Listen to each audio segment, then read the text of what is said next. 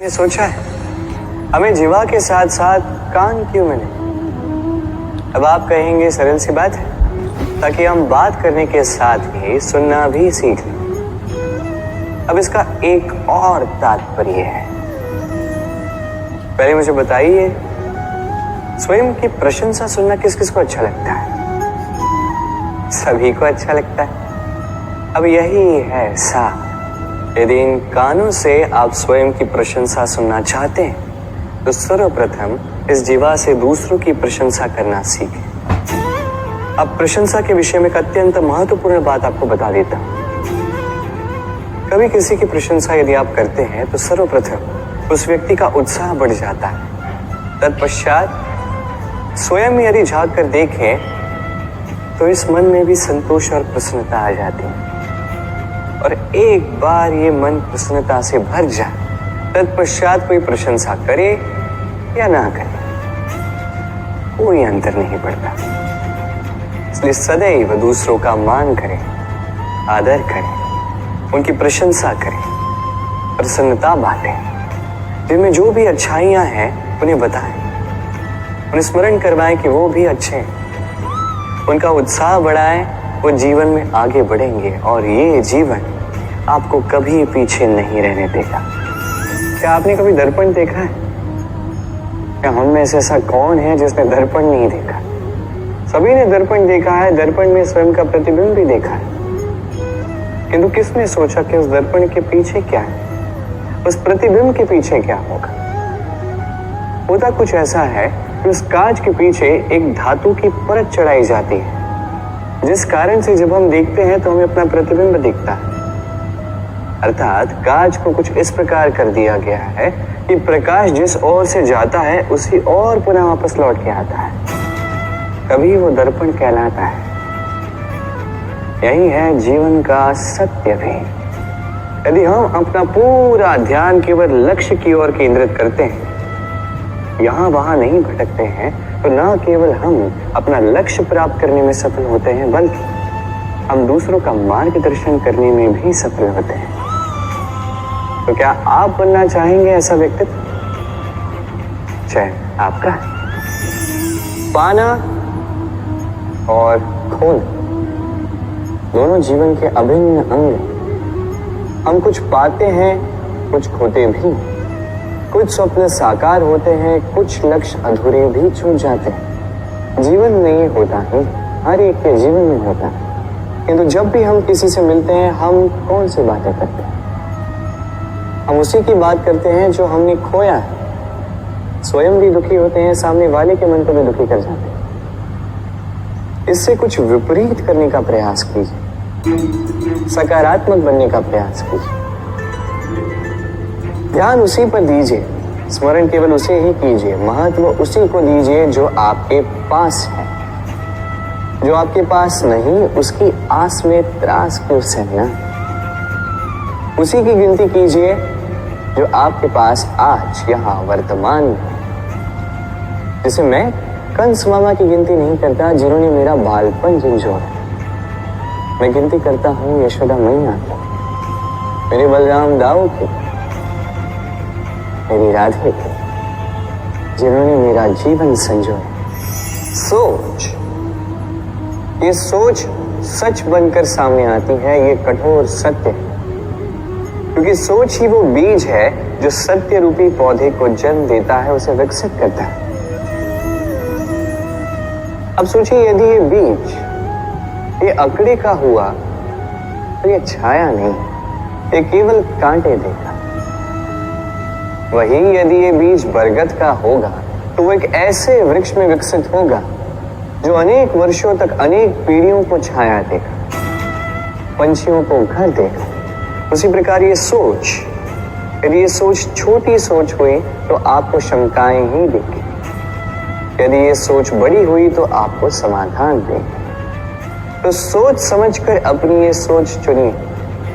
ये सोच आपको शंका भी दे सकती है, समाधान भी दे सकती है। क्या चुनेंगे आप, शंका या समाधान? छोटी सोच या बड़ी सोच? चयन आपका है।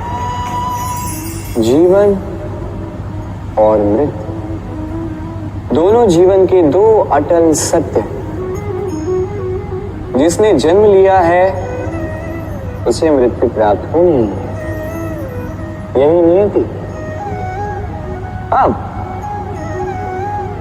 एक बात है, मृत्यु सभी को आती है, जीवन जीना सबको नहीं है। समस्त जीवन व्यतीत कर जाते हैं किंतु जीवन जी नहीं पाते, समझ ही नहीं पाते करना क्या है। जीवन जिए तो जिए कैसे? जीवन जियो तो उस दिए की भांति जो अपनी लौ से असंख्य दियों को प्रकाश देता है, जो बुझते बुझते भी अंधकार से लड़ता है। कदाचित इसीलिए जहां दिए को रखा जाता है उस स्थान को पूजा जाता है, उसे पवित्र माना जाता है। एक बात तो है, मृत्यु सभी को आनी है, चाहे मैं, चाहे आप, चाहे हर कोई एक न एक दिन संसार से जाने वाला है। किंतु आपने इस जीवन में किया क्या, ये महत्व रखता है।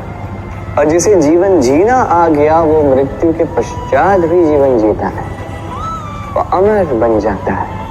कहा जाता है व्यक्ति को अपने चरण दृढ़ रखने चाहिए, कि जहां चरण होंगे उसी के अनुसार मार्ग होगा, उसी के अनुसार लक्ष्य भी होगा। किंतु क्या केवल इन चरणों पर ध्यान देना ही पर्याप्त है? नहीं, इससे कहीं अधिक महत्वपूर्ण होता है आचरण। जैसा आपका आचरण होगा उसी दिशा में आपके चरण होंगे। यदि आपका आचरण उचित हुआ, श्रेष्ठ हुआ, तो देखिए आप पर्वत के शिखर पर भी पहुंच सकते हैं। किंतु यदि ये उचित ना हुआ तो आप उसी शिखर से नीचे धरा पर भी गिर सकते हैं। हाँ, गति के लिए चरणों पर ध्यान देना अति आवश्यक है, किंतु प्रगति के लिए आचरण ही अति आवश्यक है, उसके बिना नहीं होगा। जन्म लेते ही व्यक्ति के लिए ये नाम अत्यंत महत्वपूर्ण हो जाता है। माता, पिता, पुरोहित सारे उन अक्षरों को ढूंढने लगते हैं जिससे आपका नाम आरंभ होगा। किंतु क्या केवल नाम और राशि के एक हो जाने से सब कुछ ठीक हो जाता है? कदापि नहीं, क्योंकि आपके कर्म ये महत्वपूर्ण होते हैं, अन्य कुछ भी नहीं। देखिए, नियति भी आपके कर्मों के अनुसार ही आपका भविष्य नियत करती है। यदि आपको उदाहरण दूं, सोचिए, एक है राम और एक है रावण। दोनों का नाम आरंभ होता है रा से, किंतु एक को मिला भयानक अंत और एक समस्त ब्रह्मांड के अंतर्मन में बस गया। तो स्मरण रखिएगा, ये नाम नहीं, ये कर्म श्रेष्ठ है। यदि आपके कर्म श्रेष्ठ रहे तो आपका नाम कुछ ऐसा बनेगा कि संसार में कोई मिटा नहीं पाएगा। कई बार जब हम कर्म करते हैं, सफलता प्राप्त करते हैं, कठिन परीक्षाओं पर उत्तीर्ण होते हैं, बड़े कार्य करते हैं, हमें लगता है कि संसार से थोड़ी प्रशंसा हमें मिलनी चाहिए, अच्छा लगता है। कई बार हमें लगता है ये हमारे कर्मों का फल भी है, हमें आनंद देता है। किंतु जब हमें ये प्रशंसा नहीं मिलती तब क्या होता है? हम दुखी हो जाते हैं, टूट जाते हैं, ऐसा लगता है किसी को हमारी चिंता ही नहीं है, ऐसा लगता है हमारे आनंद में किसी और को आनंद मिलता ही नहीं है। अनेक विचार आते हैं। किंतु मैं आपसे एक प्रश्न पूछता, अब जो भी कार्य करते हैं, जो भी कर्म करते हैं, क्या केवल प्रशंसा के लिए करते हैं? यदि ऐसा है तो इस विचार को यहीं त्याग दीजिए, क्योंकि ये प्रकृति ये हमें कुछ और सिखाती है।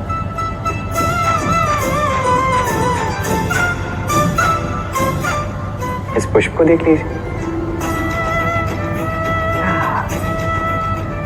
ये सुगंध जो पुष्प देता है, ये जैसे मेरे मन को उल्लासित कर देती है, जैसे मेरे मन में ऊर्जा सी भर देती है ये सुगंध। किंतु विशेष बात तो ये है कि पुष्प को ये कार्य करने के लिए किसी प्रशंसा की आवश्यकता नहीं है। यही है प्रकृति की सीख।